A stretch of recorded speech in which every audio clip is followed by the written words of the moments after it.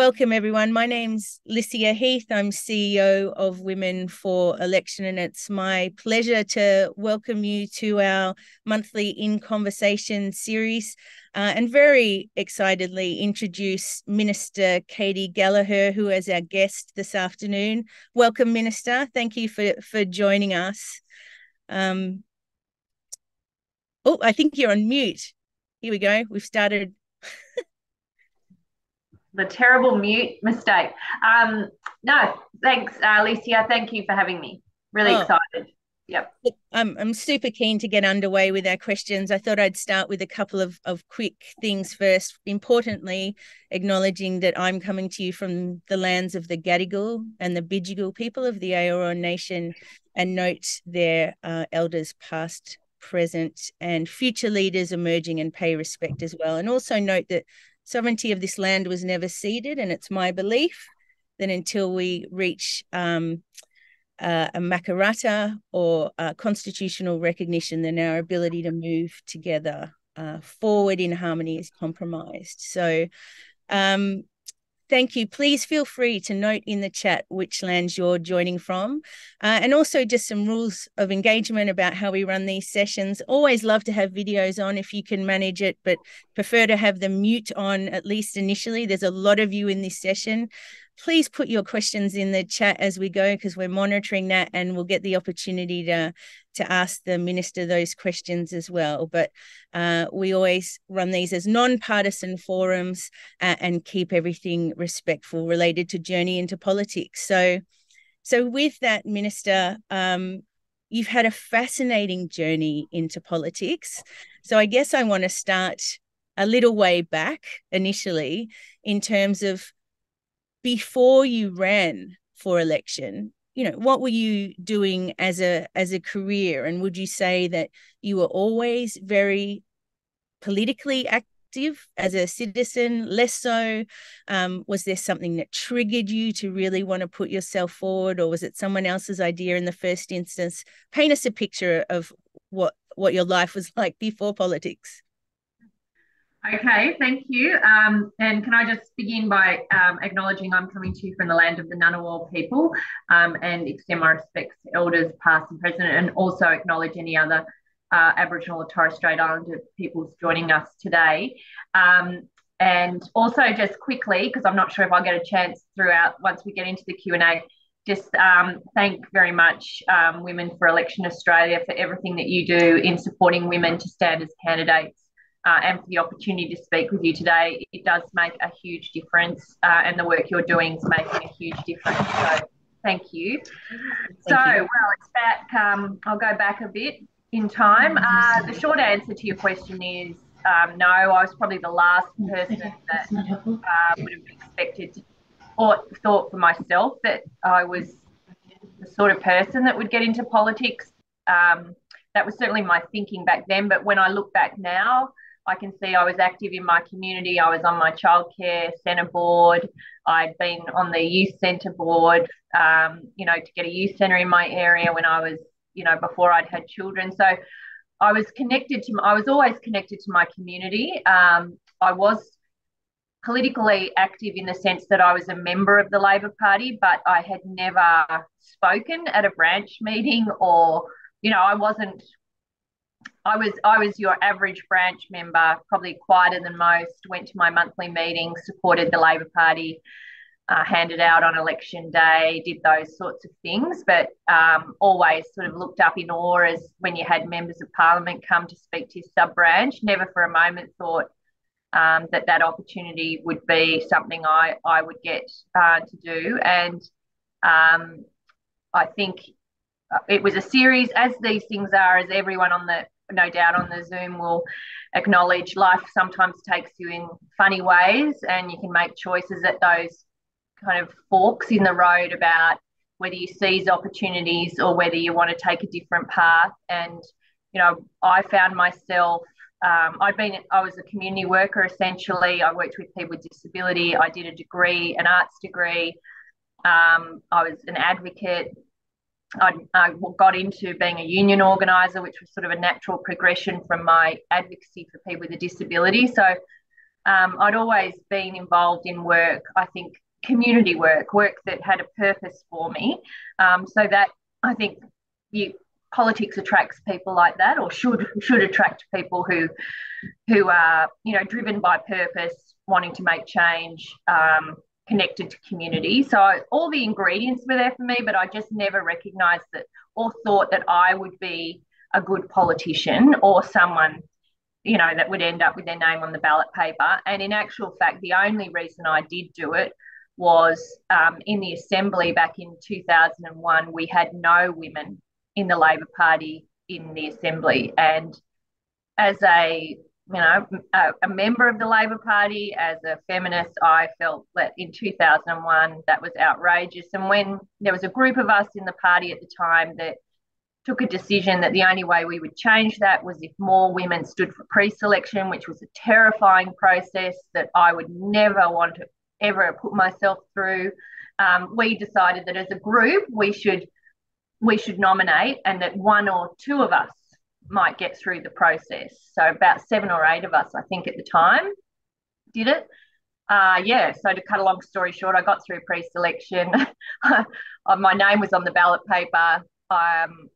Labor won that election, and as a result of that, it's a multi-member electoral system, very confusing for those that don't live in the ACT. It's called a Hare Clark with Robson rotation, which is a very difficult electoral system for people who aren't known to get elected, and it has worked against women in the past. And I was elected in an electorate of 70,000. I think I was the last person elected by about 70 votes.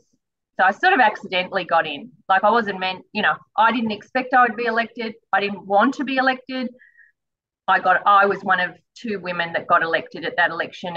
And since then we've built up, and I think the Assembly, certainly for the last 5 or 8 years, has had more than 50% women in the Labor Party and in the Assembly as a whole. So it does make a difference, but you've got to put your hand up no matter how terrifying that is. So that was the short version. I can give you the long.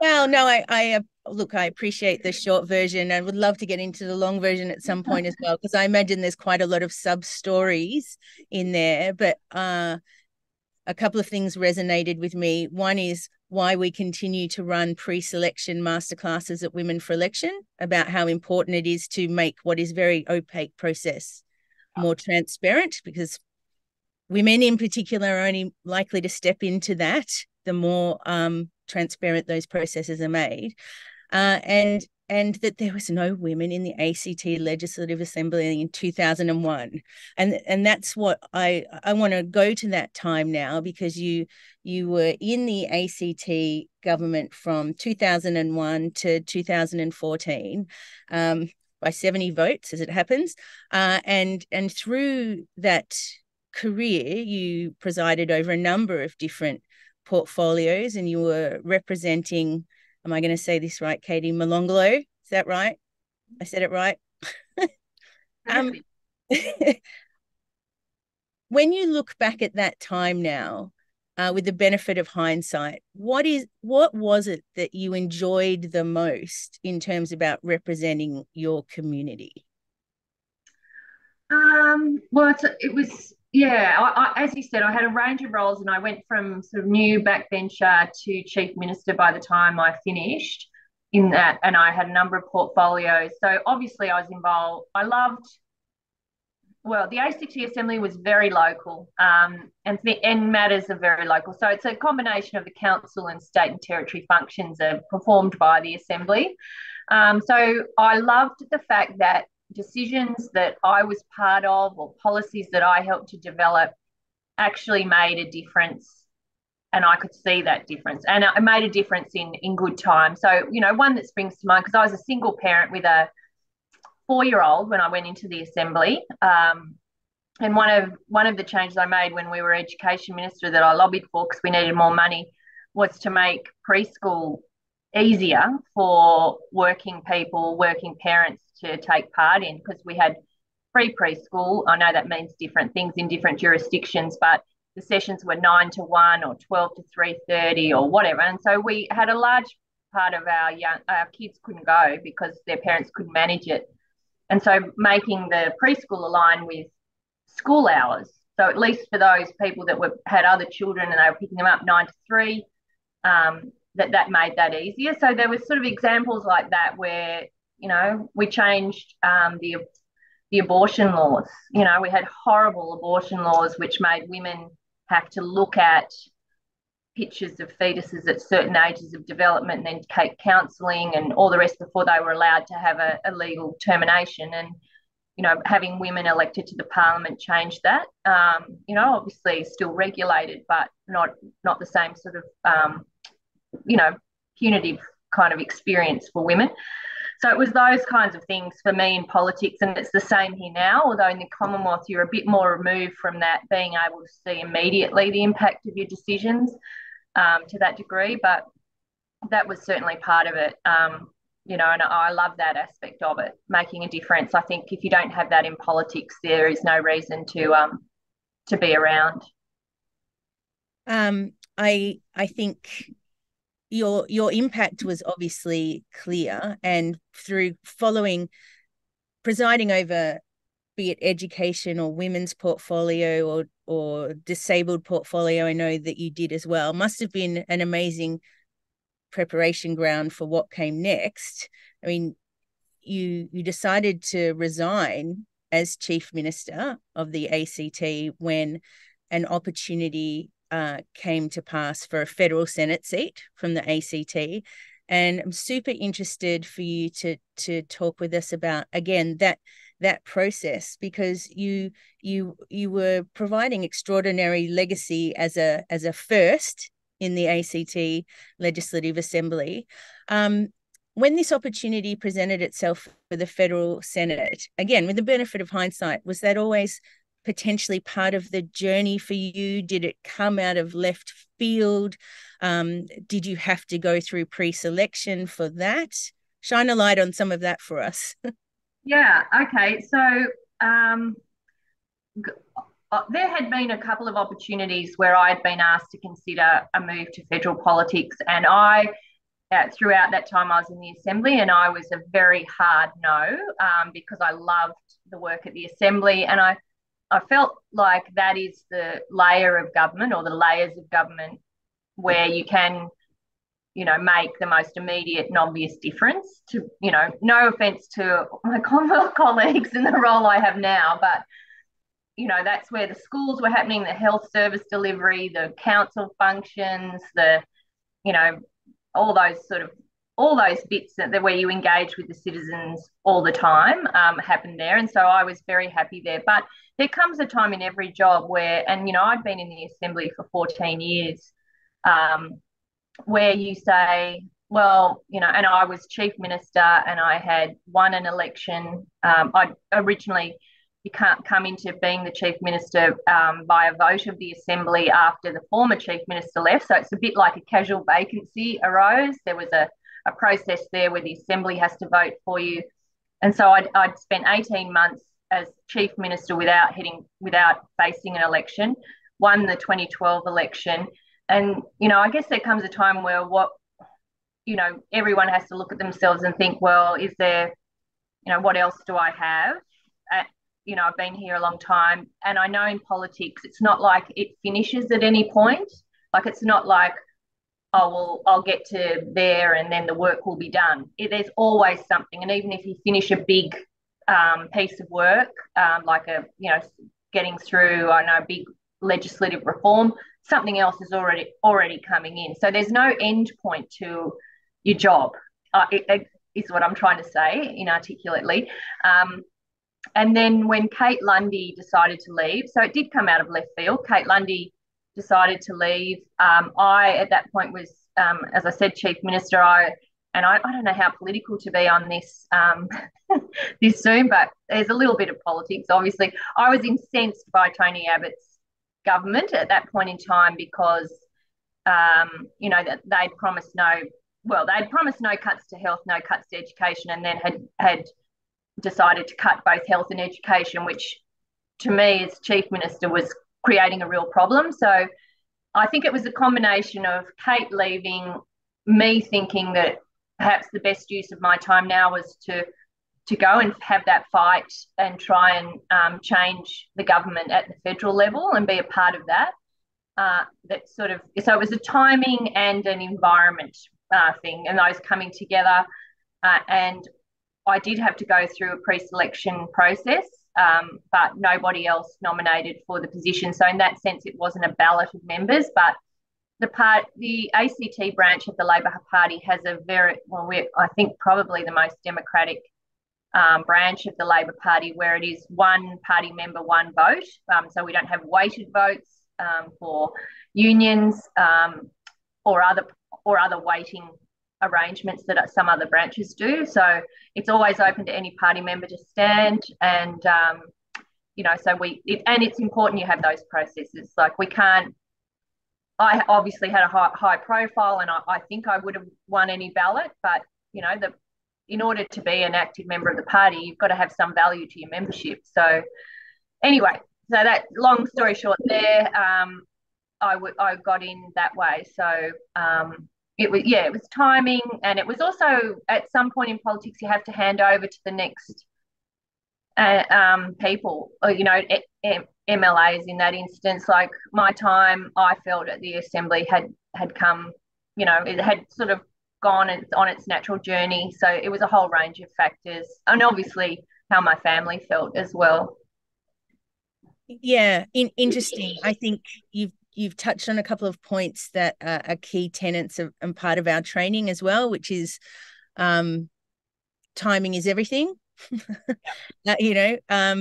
And also that aspect that we talk about time and time again, which is you'll never feel ready.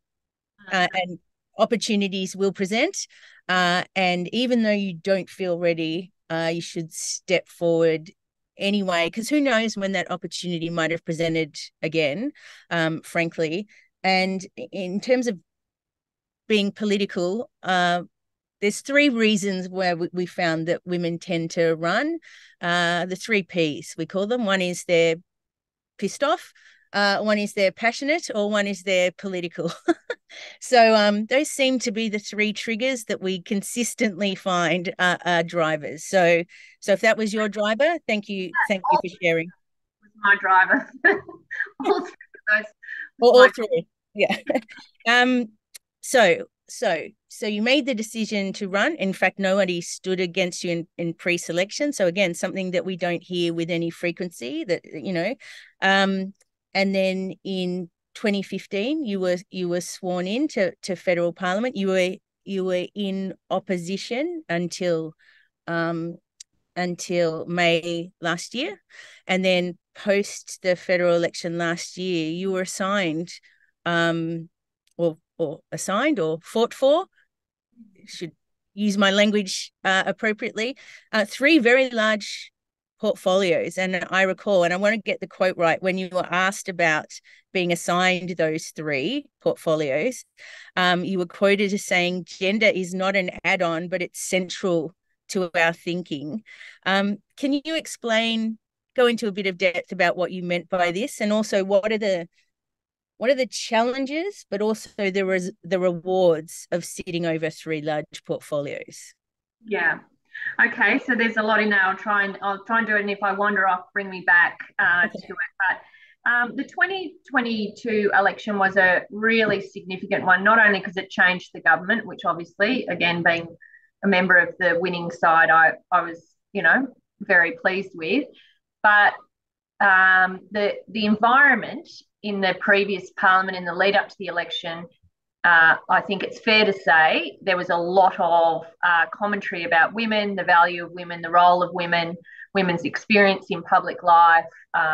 We'd had a whole term essentially being, looking at standards of conduct, behaviour, a whole range of things. And I think my feeling is that we went into that election with women being quite disillusioned and disengaged from what had been going on. And what we saw in the campaign, and this was true when I got elected in 2001 as well, we saw a very significant vote from women to change the government. And you can see that in any of the published data. So when women get annoyed, get forgotten, feel like they're being left behind. It's very clear from election data they will change their vote and they will move, and they did. And not only did they do that, they sought out female candidates to support. So we saw this massive change in numbers of women in the parliament. And I was looking at them today. I mean, the 56.6% of the Senate are women. And to some degree, there's more control over that because, parties can appoint people and they get a certain number of Senate seats and all that. So it's not unusual that that's higher. But it's 38.4% of the House of Representatives. So when we look at our increase in our global gender equality rankings, our shift from being 43rd in the world to 26th was largely off the back of the numbers of women getting elected into the parliament. And then in our caucus, 53% of our caucus are women. So we're the first majority women government in the country, in history, at a national level.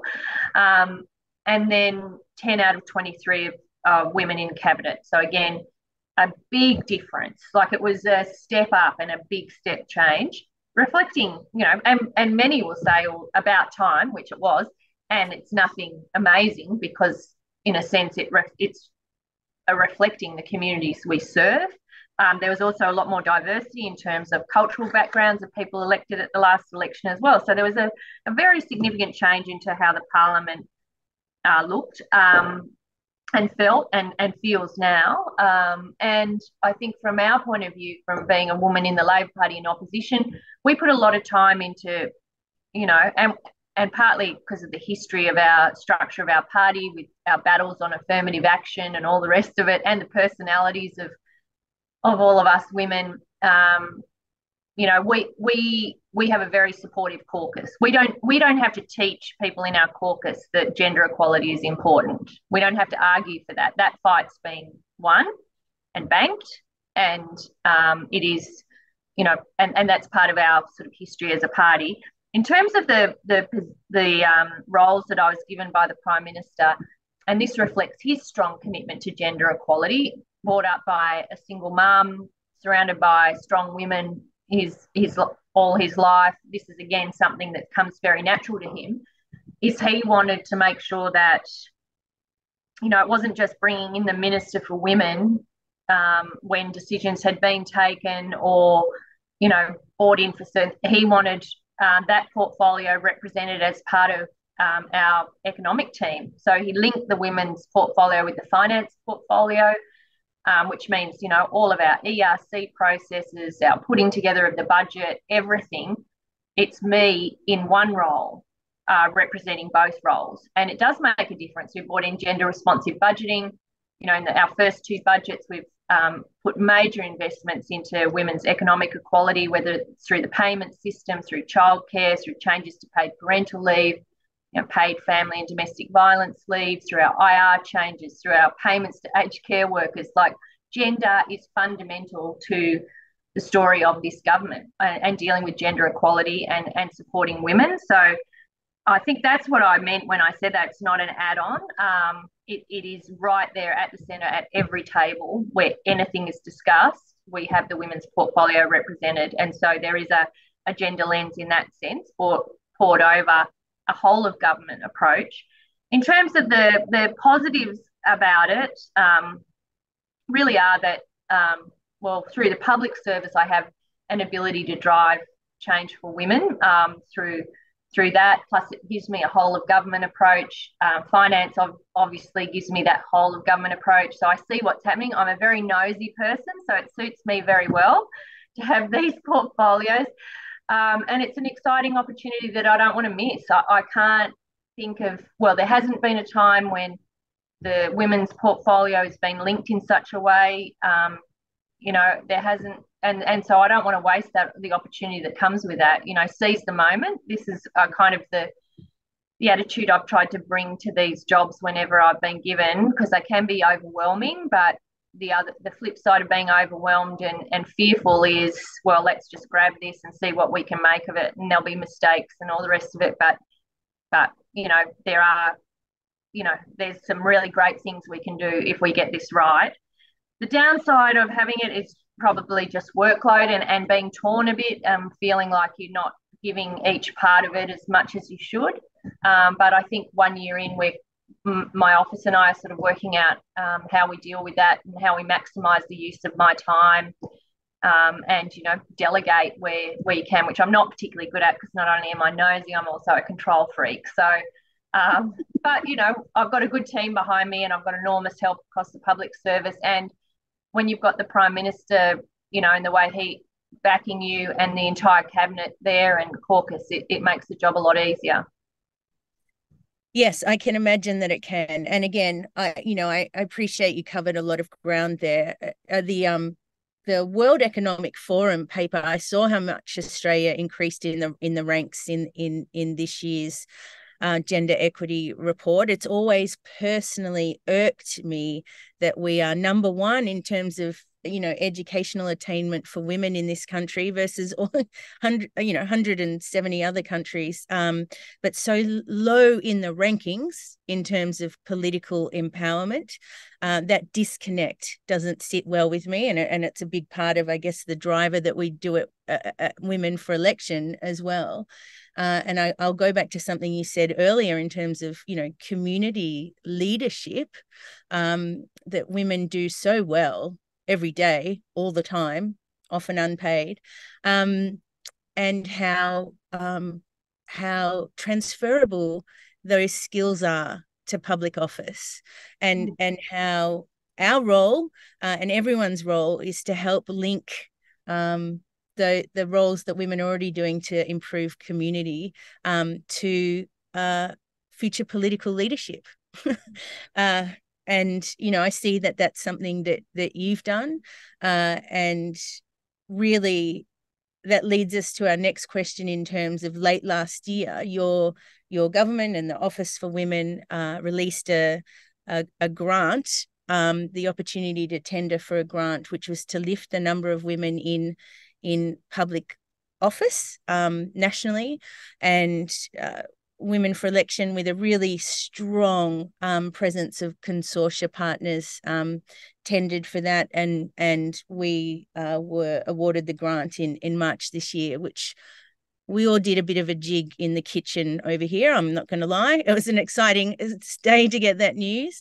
But really, while the Senate has reached gender parity, there's lots of other levels of government that haven't, be them state. There's way too many male-only councils across the country still, which will stun a lot of people, no doubt, but it is the case. Again, I want to make sure that I get this quote right, but at the time that grant was awarded, you said this funding will help enable a new generation of women across the country to enter public office, including those who might never have considered it before. Tell us why that's important to you. Well, I think it goes back to what you were just saying before about how leadership happens everywhere and community connectiveness happens everywhere. And when you break it down, and I don't want to generalize here, but more often than not, it's women being involved in those roles. Yes. Yeah. And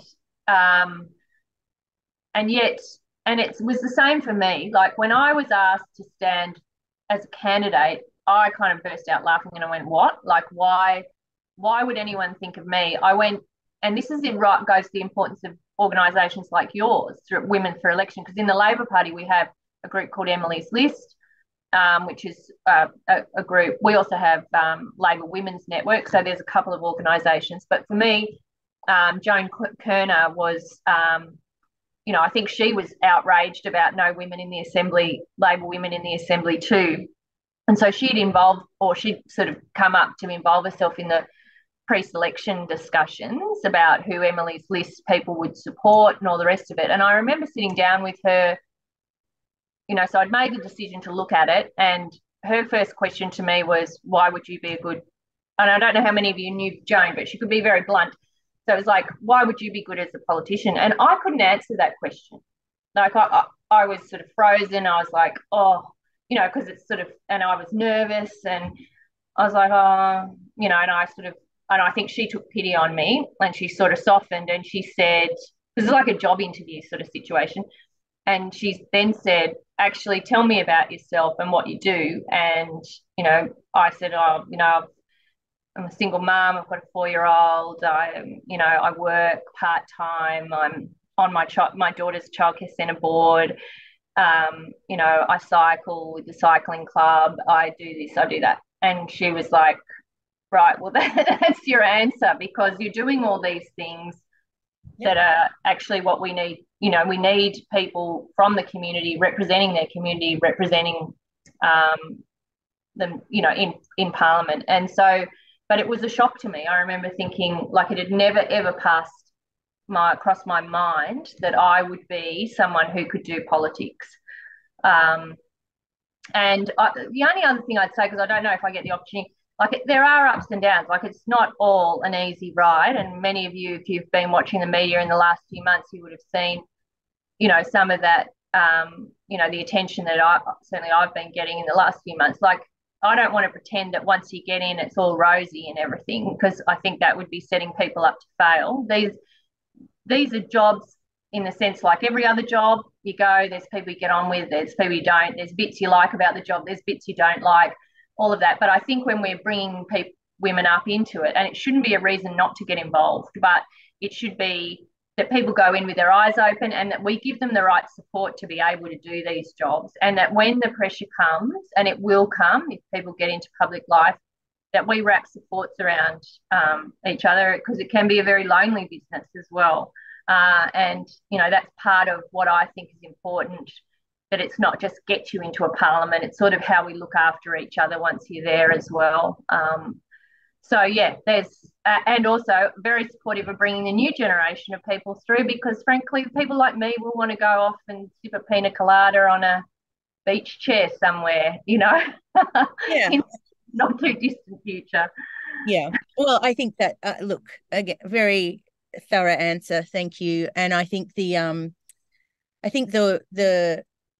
work that all the parties do to try to find, identify and support more women, the work that we do as well to help women, to equip them and to support them on their political journey, I think is critical in terms of a pipeline, making sure that we build a pipeline of women and maintain a pipeline of women who are interested in engaging in politics over the years ahead. So it's like pushing a ute up a hill.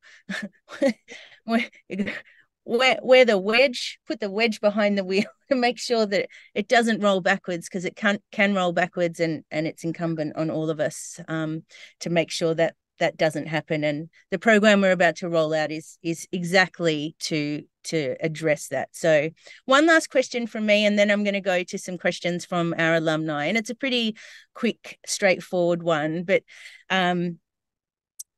Canberra, in Parliament House, in the House of Representatives, in the Senate, is there an opportunity for the ability to build rapport cross-party, across the aisle, be it cross-bench, be it with the Liberal Party, be it with everyone?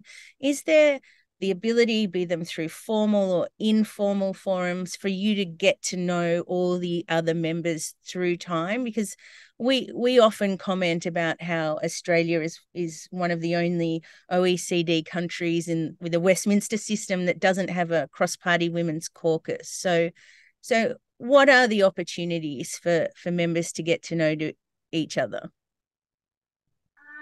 There's lots. There isn't a formal women's caucus. Obviously, we have our Labor Women's Caucus, which meets for us. But certainly in the Senate, I can't speak so much for the House of Reps, but the way the Senate works is very, very collegiate. You get to know everybody. There's only 76 of us. And many of, if you're not in the executive, you're sitting on committees, which you have to work together on, because, committees largely don't work along votes. They work on consensus. And there's specific pieces of work, I think, where, it might be that there are, an issue which that women across the Senate would talk about or work away through. But I don't want to pretend it's like some circle where you sit down and hold hands with each other and we just all get on because we're women, because that's not what happens. And at the end, politics trumps every single time. But I have good relationships with women across every grouping in the parliament, and I think many others do as well. We're members of friendship groups. We go on delegations together. I'm working very closely with Jane Hume at the moment and others, Larissa Waters and Zali Steggall on the set standard implementation, that report that was done into the terrible conduct in the parliament. We sit on a group together that's working on that and implementing the change that comes around that. So there's plenty of examples where, yeah, I mean, I guess people see the very public stuff, which is the politics and the fights, but what's not really reported is probably 90% of the work that goes through the parliament is done collegiately. Yes. It's just interesting for the media, I don't think. Well, exactly. And to be frank, that's why we run these kind of sessions. When you just said before, I have a very collegiate relationship with everyone in the Senate. That's an inspiring story. And that's something that we like to Not everyone in the Senate, but there would be someone in every party. There's a few that I like any workplace. Like any workplace. But what gets amplified is the negative. But if the majority is cooperative, that begats people wanting to lean into it more. So we want to highlight that that's the majority rather than the minority. So, I'm very happy to hear that that's the case for you as well. So. The committees do it in the Senate. The committees are a huge workhorse, and you sit there. You're a chair, you're a deputy chair, crossbench members. You have to agree on programs, witnesses, where you go. Like, it's all very collegiate, and smooth. Yeah. Look, thank you so much. I know we only have you for a couple minutes more, but I just want to go to questions from our alumni. Watch me, I'm about to go a bit off-piste, which is going to freak my team out no end, I'm sure. But Kyra, would you like to ask your question of the Minister? Hi, hi, Katie. Firstly, thank you for your time being here today and for your commitment to enhancing women's lives. My question is, how important do you think it is to have lived experience of women's issues in politics? And what measures do you think are fundamental in achieving that there is this representation? Okay. Well, I think, it's really important. I mean, having women represented in the parliament brings not only a different life experience, which we all come with, it also reflects the community as a whole. And I think allows, particularly the more women you get, allows for some of the issues that haven't been given priority attention to be given more priority attention. And, that's certainly, I've witnessed from having no women to having 50% women, that just the natural kind of result of that is an elevation of issues that are important to women, because you turn up to work and these are the issues that you want to work on, that you've experienced yourself, that you've lived with your friends and all the rest of it. And, that's hugely important. And I think, and I don't like generalizing on this point, but I do believe it. I do think women are less attracted to the adversarial kind of punch-up style of politics and more, and I have some caveats on there because there's always there's always issues at the extreme. And I think in a sense that's what has alienated women from seeing it as a job, a desirable job to get into, because these are, it's not the normal way that we like to work with each other, is to, stand up and shout at each other and escalate an issue and all that.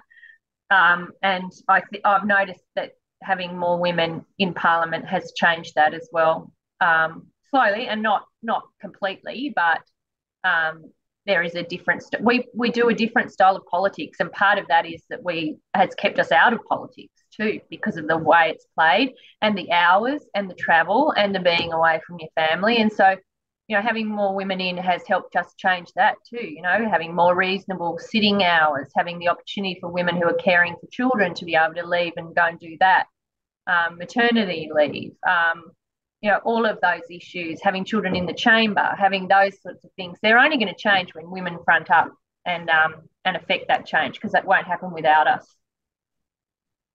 Thank you. Thanks for your question, and brilliantly answered, I would add as well. So now Bronwyn, I'm going to go to you next if you want to take yourself off mute. I think you've asked 2 questions. I'm going to ask you to compress to 1, please. Oh, no worries. Burning questions.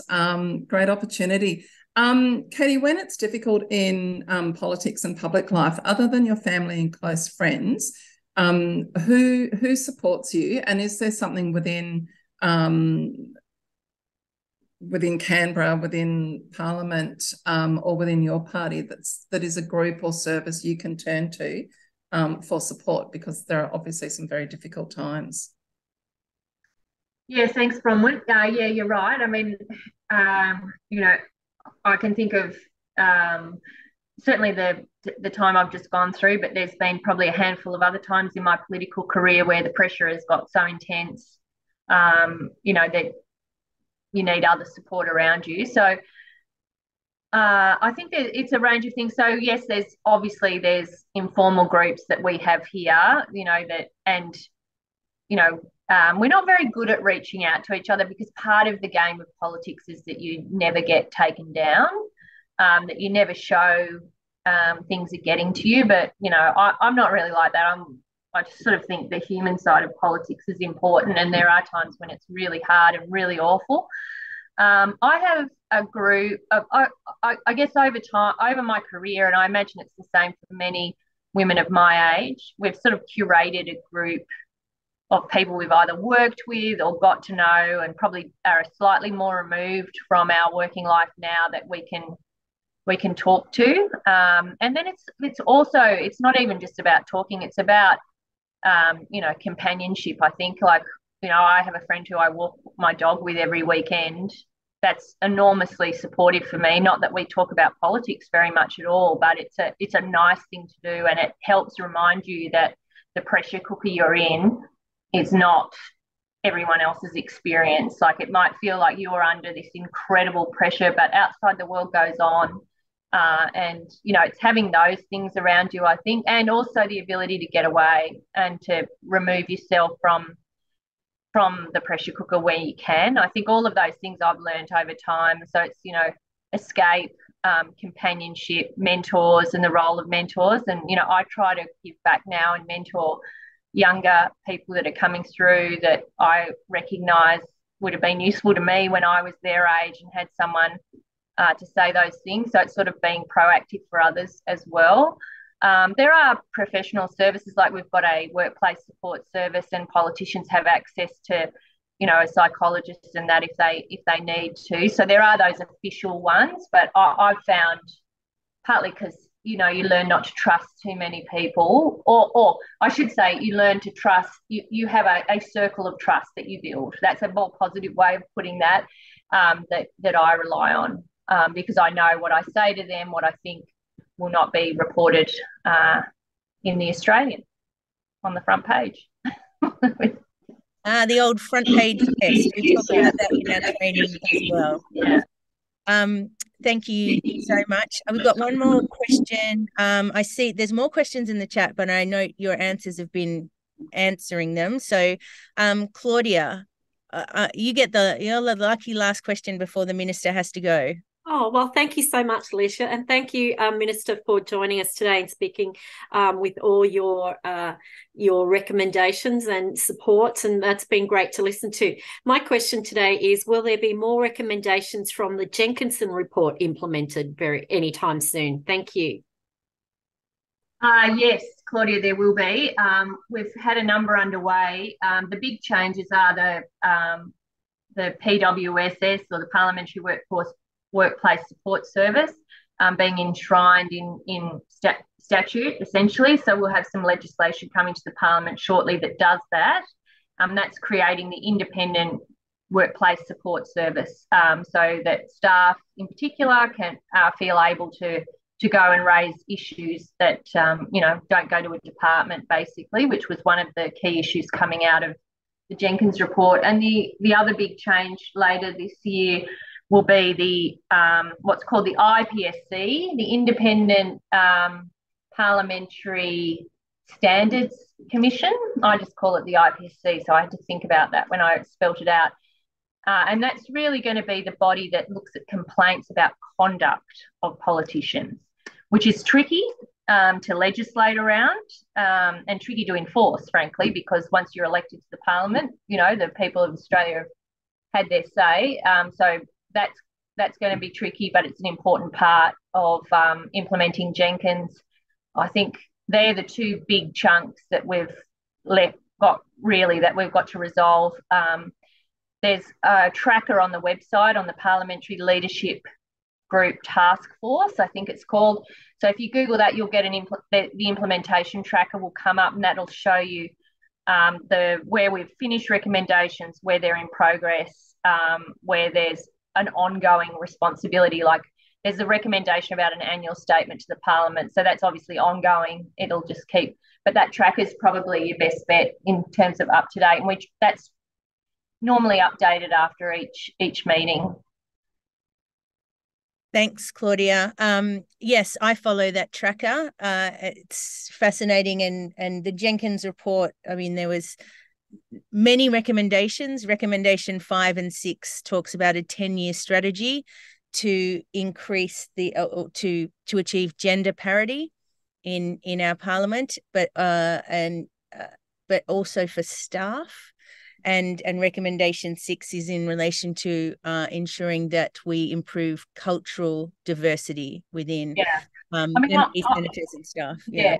I think both of those are actually harder for the Parliament to do. So it's actually organisations like yours are better placed, party structures are better placed, because it's not really up to the Parliament to determine who stands for elections or what backgrounds they have. So that those recommendations are all, we can report in annual reports about the numbers and the backgrounds and things like that. But I think it's vital that the civil society, that those formal organisations and others to actually mobilise that, because it's almost impossible for a parliament to do it. On the staffing front, I know that when we came into government, we made and I sit on the staffing committee that approves positions to officers. We had a very close look on breakdown of gender and diversity across officers. There was going to be no blokey officers, essentially, which is the problem that we wanted to address. There isn't really a history of having too many women in an office, but and also the positions they took, the seniority. So across the senior positions, across all ministerial offices, there's gender parity. Yes, I think look, it's something that Women for Election are putting a bit of thought into at the moment, just for everybody's benefit, about we're shining a light on the elected roles, but I've had too many women chief of staff saying, can I come and talk to your alumni? I'd love to. We need more female chief of staff, Licia. I'd like to talk about what the role is, because we don't know, Minister. Nobody knows what those skill sets are, what the pathway is. And I think there's a real role that we can play there as well. So, and also how we change the roles to make them more, or scope the roles, or allow, reform in work. Because traditionally, again, when you look at it, there's good reasons why women don't put their hand up for parliamentary roles. There's a lot of travel, a lot of late nights, unpredictable diaries, being in Canberra. If you live outside of Canberra, you're coming to Canberra every few weeks for 10 days. I mean, these genuinely are difficult jobs if you are juggling other responsibilities. And so we have to look at how we allow those roles to be performed as part of that, because I think if you change that, you'll see change in whether people think it's realistic for them. Yeah, well, we look forward to working together in the time ahead. I know you've been very generous with your time today. I think we have a really important role to play in the ecosystem in terms of inspiring and equipping more women to see themselves as future political leaders. And I also want to emphasize that the onerous component of travel to Canberra doesn't exist necessarily at other levels of government. And a really big part of our role is to elevate the role of local government. And if you're in a suburban electorate for your state parliament, then that onerous travel and everything, it doesn't exist as well. So there's a role for everyone, understanding the different tiers, what's important to you and what level of government you should focus on as a consequence is part of that exercise. So I know Carly has put in the chat upcoming events that Women for Election have, and we encourage everyone on this call to really, as much as you can, amplify the work that we're doing and encourage people to sign up for our newsletter, because the federal program that we have been funded to deliver launches in the coming weeks, and we are super excited for thanks for the claps. We're super excited for as many people as possible to know when that launches and when there's going to be a training event near them and how they can get involved. So Minister, thank you for initiating that grant, and I know it feeds into the Jenkins review as well. And thank you for sharing your story today. Everyone appreciates it. Everyone can do Zoom clap hands for the Minister. Really appreciate it. Thank you. I hope it was interesting and inspiring. Always interesting. Whenever we can lift the hood a little bit about the experience, it's interesting. So we'll let you get on to your busy day. Thank you again. And thank you to everyone that's taken the time on the call today. Really appreciate the spirit from which everyone's come together.